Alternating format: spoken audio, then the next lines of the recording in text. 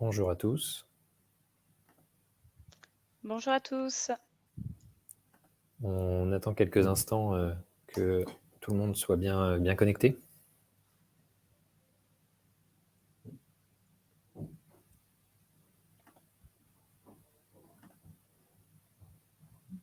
Est-ce que Dorian, tu, euh, tu es prête pour ce webinaire? Oui, tout à fait, Quentin, et toi? Écoute, je te propose qu'on commence doucement par un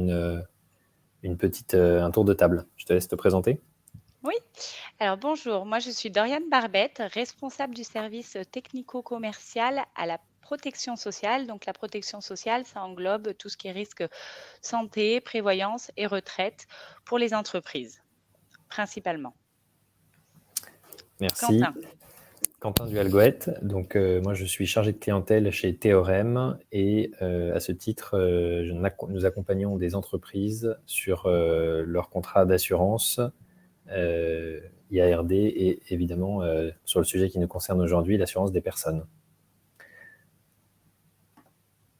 Pour introduire le sujet du jour, le premier point dont on voulait vous faire part avec Dorian concerne évidemment la conjoncture du marché qui est fortement à la hausse pour le 1er janvier 2023. Mais bien évidemment, si l'assureur souhaite majorer, il est d'abord important de distinguer trois choses. La première chose, c'est la majoration conjoncturelle qui est non liée au résultat, qui peut être aussi appelée l'indexation du portefeuille de l'assureur. La deuxième chose, c'est la majoration qui est personnalisée d'un contrat lié au résultat technique et qui a pour but de rééquilibrer un régime.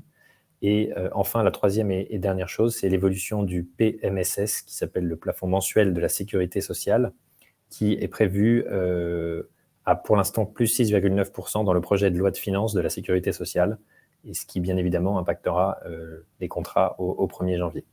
Dorian, est-ce que tu peux nous dire, s'il te plaît, quelle est la première action à mettre en place si mes contrats santé et prévoyance sont majorés? Alors, si mes contrats santé prévoyance sont majorés, dans un premier temps, nous courtiers faisons l'exercice d'analyser vos comptes de résultats afin d'objectiver la vision de l'assureur et d'argumenter et ouvrir la négociation auprès des assureurs. Vous pourrez avoir plus de détails sur l'analyse des comptes de résultats en vous référant au webinaire qu'Isaac a présenté en début d'année. Vous allez avoir le lien dans le chat.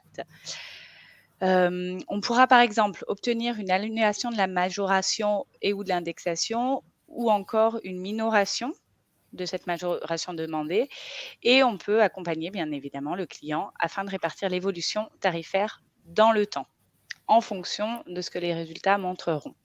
Plus spécifiquement en prévoyance, au premier trimestre de l'année, à la fin du premier trimestre, nous vous transmettons un fichier des arrêts de travail à mettre à jour par vos soins dans le but d'avoir des résultats qui sont conformes à la réalité.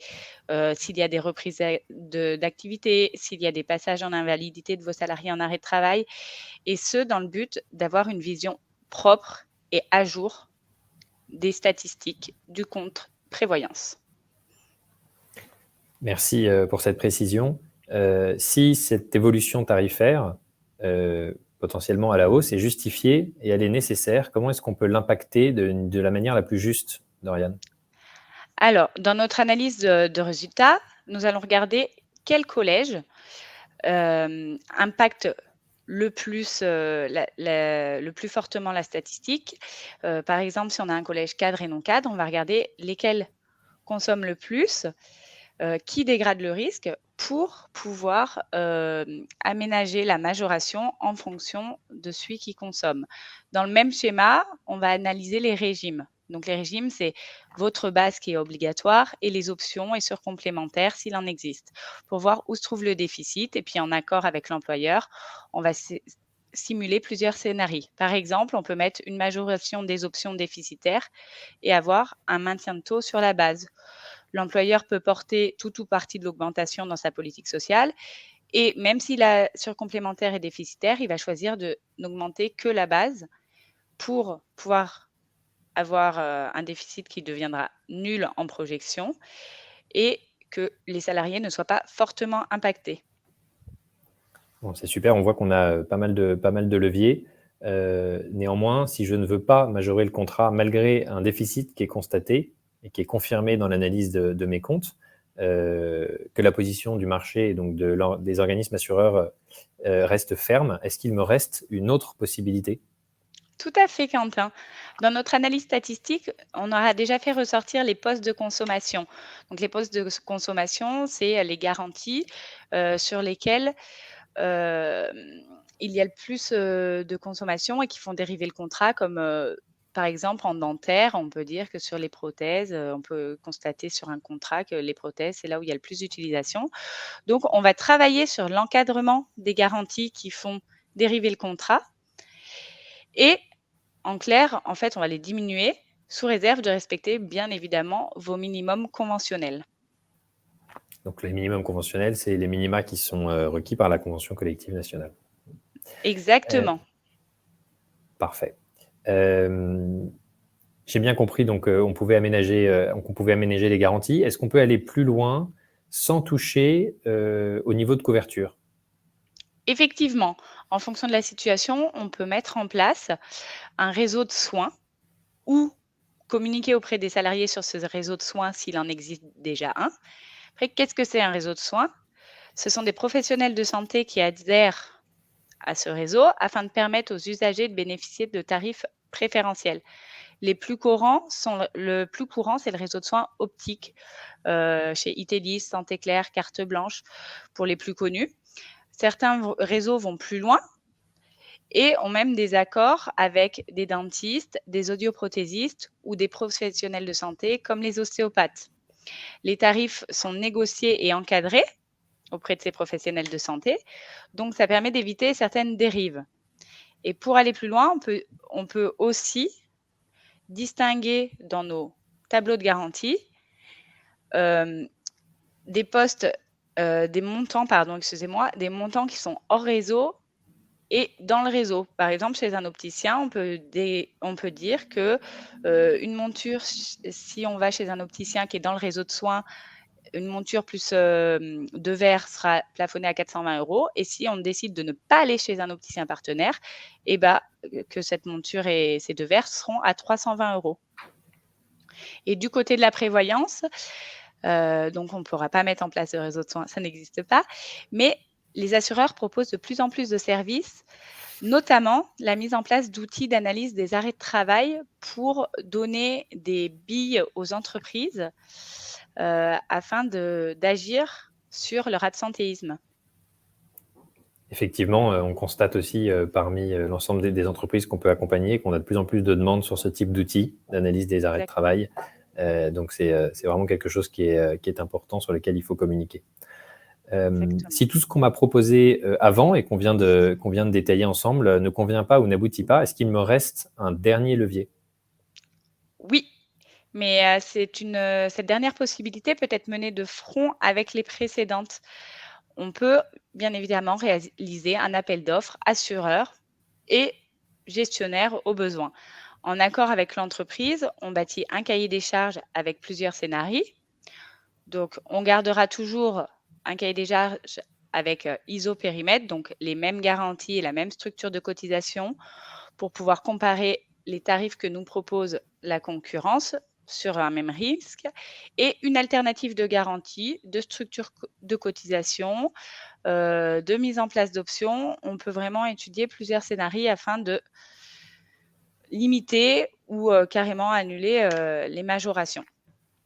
Ensuite, nous restituons l'appel d'offres auprès de l'entreprise et du CSE au besoin. Nous choisissons avec lui le couple assureur-gestionnaire retenu pour le renouvellement, puis on accompagne notre client dans chacune des étapes de la mise en place. Donc tout ce qui est mise en place des contrats, le formalisme réglementaire, les paramétrages des contrats auprès des gestionnaires, la communication aux salariés et tant d'autres choses. Attention, nous ne conseillons pas non plus de réaliser des appels d'offres tous les ans parce que ça devient contre-productif. Merci, c'est très clair, cette précision sur les appels d'offres. Petit point important, effectivement, le fait de choisir un couple assureur-gestionnaire est important puisqu'on va fonctionner sur des contrats tripartites pour choisir le meilleur assureur, le meilleur courtier et le meilleur organisme de gestion ou gestionnaire qui peut être différent de celui de l'assureur, bien sûr. Et ça sera d'ailleurs notre préconisation. En conclusion, voici les 3 choses qu'on vous propose de retenir aujourd'hui. La majoration, évidemment, n'est pas une fatalité. Il y a plusieurs leviers forts qui existent, qui peuvent être pris séparément ou ensemble et coexister. La négociation avec l'assureur et l'appel d'offres, comme Dorian vient de le préciser. L'aménagement des garanties et ou la répartition de la majoration sur différents aspects. Et la mise en place des réseaux et des services annexes, qui sont aussi ce fameux dernier levier. N'hésitez pas à nous poser des questions si vous en avez dans le chat sur la droite. On se prendra le temps, bien évidemment, d'y répondre, soit directement, soit ultérieurement, si ce sont des questions plus complexes. Et puis, dans tous les cas, nous vous donnons rendez-vous pour le prochain, et ce sera le dernier épisode de cette saison qui aura lieu jeudi 20 octobre, toujours à la même heure, à 11h45, qui traitera du thème merveilleux de la convention IDA, donc sur le sujet plus de l'assurance des flottes automobiles. Et enfin, pour vous aider à vous y retrouver dans les majorations qui vous sont demandées par vos assureurs respectifs, vous allez retrouver dans ce chat un lien vers un outil de simulation d'impact de majoration. Voilà. Parfait. Écoutez, en tout cas, merci à tous de vous être connectés et merci pour votre attention. Et bien évidemment, nous restons à votre disposition. Merci à tous. N'hésitez Au pas si vous avez revoir. des questions. Au revoir.